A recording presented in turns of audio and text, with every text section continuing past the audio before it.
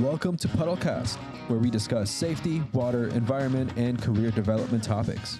Let's jump in. So here's the balance. We gotta find balance in all this, right? Because there are obstacles to training. Training is generally, when I do a lot of audits, whether it be municipal audits, industrial audits, training is, there's a training budget. It's somewhere in there, and it's kind of the scrape after all the other stuff's been used to get everybody in there. And the three biggest hurdles that I hear to establishing a training program is, number one, motivation. Oftentimes, and unfortunately, a lot of my job is to teach this because you have to. The motivation is, a permit says you have to do it, so you have to endure me. Okay, that's not a fun way to have to learn. And so my challenge with those type of have-to trainings is, how do you make the training engaging or practical to the person, rather than me standing up here like this and reading a slide to the rest of the room. Y'all can read this. You don't need me to read the slide to you, right? How do you engage people in that, and you change the motivation from have to want to, or at least get it to have relevancy to a job? The next two hurdles are time and cost, and we're going to talk about that as we go forward here. In a lot of entities, remember that first quote that I brought up? What I've seen successful with the training is when training leads, we're all in a job to make money. That is ultimately going to be your motivator of all things. And if you can figure out how to get your training program to help build career paths and build value of the individual, you're going to find better success. They're going to take more classes. They're going to see the value of investing that knowledge in themselves so that they can have that knowledge expressed out in the field. There are other things that people like to do. I'm going to tell you, we have a virtual training academy, and people love sharing their knowledges. That they get a little certificate or a badge at the end of this training, and they love to share that on social media. And they get all this praise back from other people. Hey, you passed a CECL class, or you did the Storm E school, or whatever. Good job, high five, big stars on it. So everybody likes to get that type of feedback coming forward. So if you can build that incentive program, whether it's a new jacket, whether it doesn't have to be big things, but building incentive programs into your training goes a long ways in people feeling like they're investing in themselves and it's a worthwhile investment. Time is money. We're familiar with this quote, right? So we're gonna go through a series of balance considerations when it comes to your training that you need to consider in your program. Number one is having to do it because you let your certification almost expire and you have to do it right now, versus plan for it. The plan for it is always less expensive. The waiting to the last minute and trying to engage some type of training program and do it last minute always costs more. It costs more of your energy, it costs more of your time, and generally it costs more money to put on as well. It didn't like what I said, so I'm gonna step away for a second, okay? Also, the other thing about budgeting is you often have more flexibility in how things get paid for. You can oftentimes find group package rates. You can find more economies and efficiencies in that training, whereas generally, if you got to do it last minute, you're plugging a credit card into something and you're getting billed that way, and you're paying interest on the training as well. A couple other balance items. Are you going to do this as an individual, or are you going to do this as a group? And there are pros and cons to both of this. Getting a group of people from your staff all in the same room, all at the same time, is a difficult thing. And it also takes them away from doing the other stuff that they are supposed to be doing in the field. If you're trying to get all of your ops staff into a warehouse to do a safety training or any other type of training, they're not doing those things out in the field. And so you're going to probably have to do that multiple times.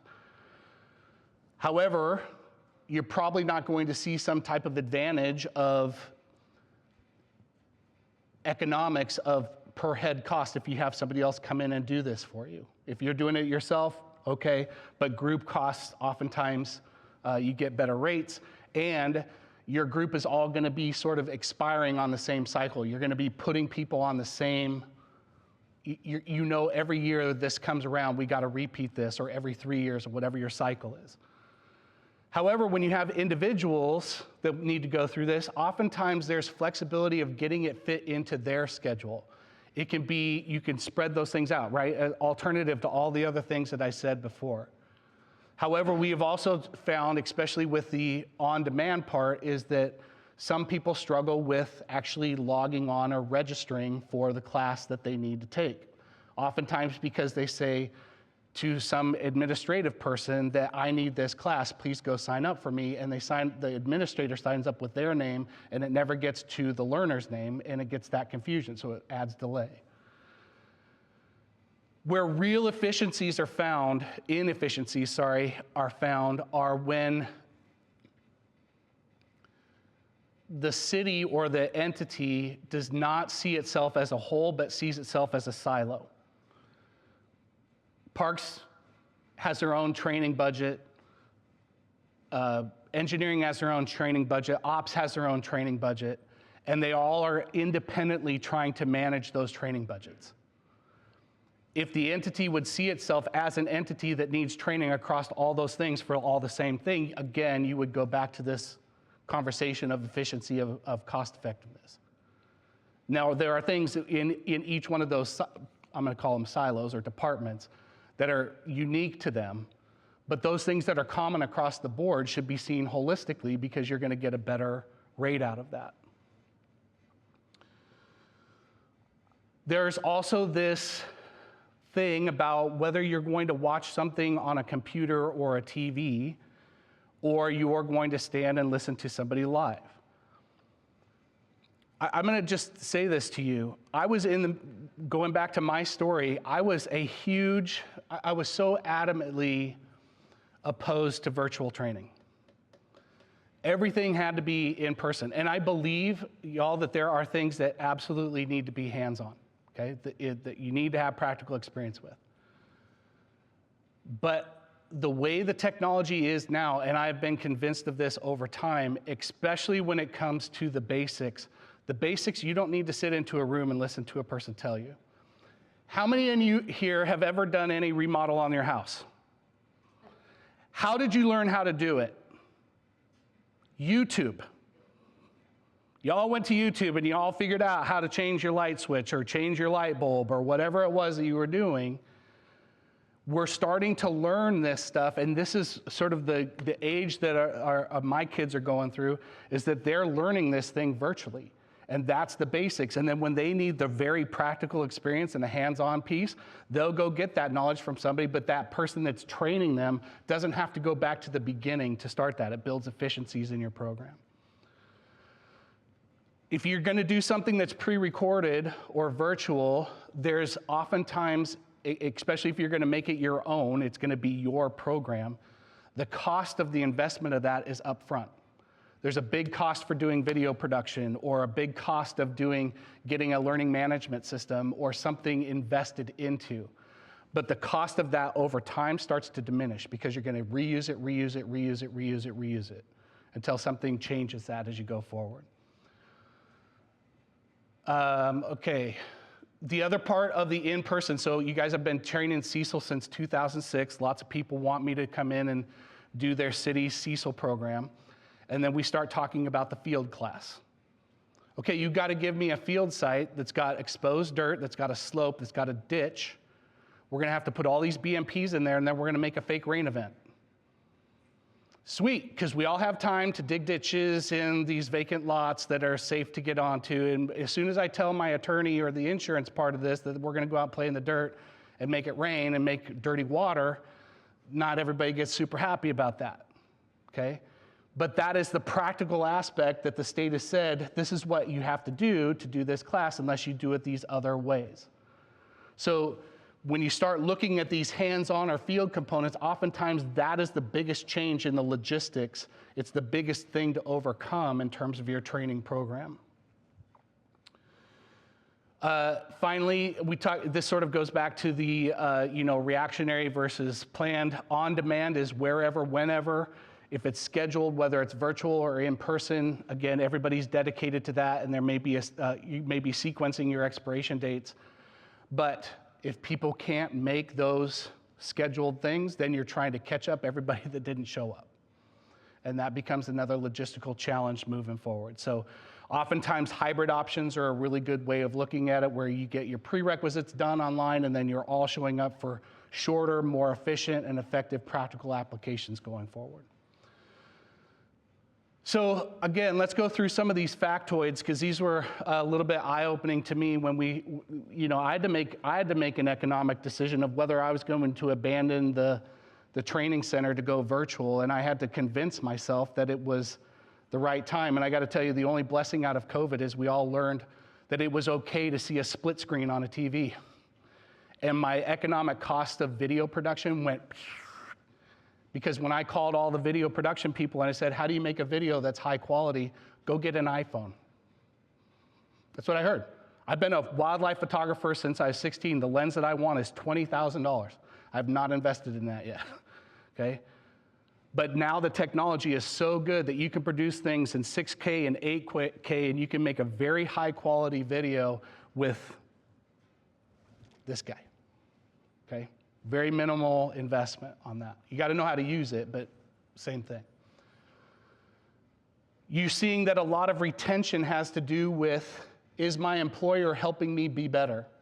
Is my employer investing in me, in my career, in my goals, and the things that I want to learn, or am I just a cog in the wheel? Am I just here to turn those things? So retention has been a big deal when it comes to training. Most of the larger companies have all started to invest in LMSs. LMS is a learning management system. It means that most of the trainings, when somebody gets hired for you, it's probably through your HR department, but somebody sitting down and learning about sexual harassment and safety-related things, and they're going through and checking all the boxes of all the videos that they have to learn and watching those before they can go to work for you, okay? That's oftentimes what's happening. The advantage of these LMSs, again, when I first started to look at this virtual training back in about 2012, these things were about $70,000 to $100,000 worth of investment of programming. Now there are all kinds of platforms that are plug and play out there that you can start to utilize to throw content in, and it will track the users. It will tell you who's seen what and when they saw it and how often they need to do it, okay? What you need out of your training program, this is a saying that I say a lot in stormwater: absence of information is assumption of guilt. If you don't have the records that people sat through a class and endured it, they didn't do it. And if you're being asked to report by a regulatory agency that, did you do your annual training? Have you done your training within 30 days? If you can't produce a record of that, you didn't do it. And a lot of those records are on a piece of paper. Hey, sign in or sign out after you leave this class. I teach a lot of CISO classes, y'all, and people don't sign the paper. They just don't, even when you tell them 6 times. Okay, so a lot of this thing is you got to find a way of doing, whether it's live, whether it's virtual, however, you've got to be able to, 1, produce the thing, 2, make it educational for them that they feel like they've been invested in, 3, you've got to record that they were there, and 4, you need their feedback at whether or not they would do this again or what could be improved on the backside.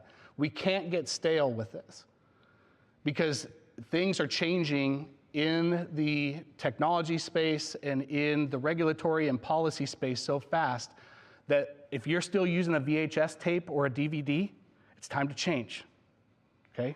That stuff is old, and things have changed since a long time since that. You need an educational reporting system, and whether you're using the electronic LMS to do this for you, some of you may be using an Excel sheet to do this, but again, the more automated this is, as long as you set up the programming correctly, the easier and more reportable it becomes. The more that we have to touch it, the more potential errors or omissions are in it, and therefore we lose that tracking. I'll skip the rest of that. Also, there are systems out there that can track expiration dates. They can send alarms to not only the individual that needs the training, but also their manager or whoever to set up a class again or whatever. So there can be alarm systems built into these things. Okay, so let's go back to, again, how people are learning is significantly changing, and people have changed my mind in this state since we've started the academy here. They're doing it because they're making career choices based on training programs. They're making career choices on how well that training is being delivered and who's doing it. Am I just listening to a person read the slide? And I got to also say this, AI can develop you a training system. I'm not going to tell you that AI is always the best delivery method either, because that person's, the tone of their voice and how they use it. Now, there are some really cool ones that are out there that you can utilize, but just having somebody read slides to you, again, is something you want to be cautious of. The quality of your training program matters. 76% of Gen Z learners think learning is the key to a successful career. Okay, that's our younger generation coming through, and now they're becoming part of the leadership, and they are starting to think that this is part of who they are. And that 59% of millennials say learning and growing are extremely important when applying for a job, the most of all of the generations that are out there. Okay, so it's not something that should be an afterthought of your program. It needs to be built into your program as part of your company culture, as part of your organizational culture. 43% of those who received training found it to be ineffective. Recent research suggests a huge opportunity for employers today to get better training that's more relevant to who they are. Here's one challenge about CECL. Okay, CECL was an acronym that Ecology created for contractors that were disturbing an acre or more to do their own monitoring. Yet a lot of y'all said, well, this is the only training that's out there for erosion sediment control, so all of our staff should be CECL certified. So when I teach a class to your folks that are doing operational stuff, they have never disturbed an acre more's worth of dirt ever, and they will never fill out an inspection report. You just want them to do it for the BMP purpose, but why are they sitting in class for 2 days to do that? See what I'm saying? Finding something that's relevant to the work that they're doing so that it's appropriate for what they need to know is very, very important. 89% of workers want training available anywhere at any time. This is very much a new thing, but I can't tell you how many people are taking our classes as they're commuting back and forth to work. They're learning off of the clock. They're learning as they're doing the production for you, they're learning on their own time on the weekends and where they can fit it in, okay? 39% of small businesses offer classroom-led trainings while 17% use virtual classrooms. 40% of small businesses employ classic style. 1/4 use the blended technique while 17% do all virtual. Most of all, nobody wants to be talked down to in a training, okay? And one of the worst, I am the worst at this, because there's a language made up for stormwater people that only stormwater people understand, and it's acronyms, right? Welcome to the CWA training for your NPDES permit. We're gonna talk about the MEP of ACART of the BMPs that you're gonna use so that you can meet your WAC standard for your water quality coming off your property. That sort of made sense, but those are all the acronyms, and I could say that stuff to you and you're going, nice. It's pretty warm in here, right? I'm gonna leave. So this challenge is making sure that we've got a program that challenges the learning, but is also not talking over people's head is very important to engage them. Also really need to be conscious of language gaps. We get a lot of nodding of folks that really don't understand what you're putting down because they can't understand what you're saying. And you need to be conscious of that, make sure you have enough of that in there, and customize. Know when it's time to be serious and know when it's time to have levity, especially when you're talking about things that are have-tos. There are things that are have-tos that we all have to endure, but you can present them in such a way that at least it's halfway entertaining to listen to until it's not, and you need to hear this. And you need to be able to change that tone and be able to change that impact of what you're saying. What the huge future holds for us when it comes to training is, number one, we're going to have to do a lot more cross-training of our staff. Why? Because you're being asked to do more with less. Your folks are going to have to know more than they've ever had before. And if you can have a person that entered your organization and started on the side of the street with a shovel and a tamper or whatever it is that they started in operations and move them towards management because they have a better knowledge base, you've given them a career path. You've given them opportunity, and you know what? They're going to do better work because they have practical experience because they did it. Okay? They did it first. We're also needing to think about how do we get a system that the entity, the organization, can use across its operational orgs, departments, silos, whatever you want to say. How do we get this incorporation all the way across those so we can build the efficiencies in there? I'm telling you that there is opportunity for AI. It is not at all perfect, but if you need to lay a base of training down and you want to start asking AI what's important to talk about, it will give you a foundation that you can launch from. It takes hours off of typing base so that you can customize it, okay? And I'm not telling you that it's end all be all. You have to check it, please. But it is a really good foundation to get things started. So what I encourage you to do is evaluate your training system. Evaluate who you're training, how often you're training them, what are the commonalities, where can you find efficiencies, what can you offer in terms of cost effectiveness, in terms of your base so that you can build in more customized and more challenging opportunities that are there. Record keeping is huge, everyone. And if you don't have a system to have that record keeping, if you're the only one that has your training records on your desk on Post-it notes or in some piece of paper in a file, it's going to be tough when an audit comes, and they will come. Please budget for this. Please put this in here as you have to see training as a mechanism of investment, not because we have to. And you need to really invest in it. You need to invest in it in such a way that you're going to get an outcome that you want. And try to find ways of developing an incentive program or a career path for people through this training. Try to get away from just the check the box and try to build it into that. All right, so that's sort of where I'm going to end this. I'm not going to lie. I'm going to add a few things to let you know about what we're doing at the Academy here at the end, but I'm going to give you an opportunity to run out that door before I do that. So let's answer any questions that you all have or comments that you have or things that you want to tackle with this. Any questions? Training? Okay, I did a really good job engaging you all. That's terrific. I feel really good about myself right now. All right. Nate offered great insight into the training gap and how you can better balance and improve your training programs. It's important to make it engaging. If you can't keep your trainees engaged, they're not retaining the information. Finding ways to change the have to into a want to, and how budgeting can really ensure the best return on investment from your training program. Thank you for listening to our Puddlecast today. Remember, you can always engage with us in our communities or get info from our blog and resource library at cwtacademy.com. That's cwtacademy.com. Follow us on social media to get the latest information and see what our team of instructors are up to. We hope you tune into the next Puddlecast where we will discuss more water, safety, environmental, and career development topics. Catch you on the next one. Bye.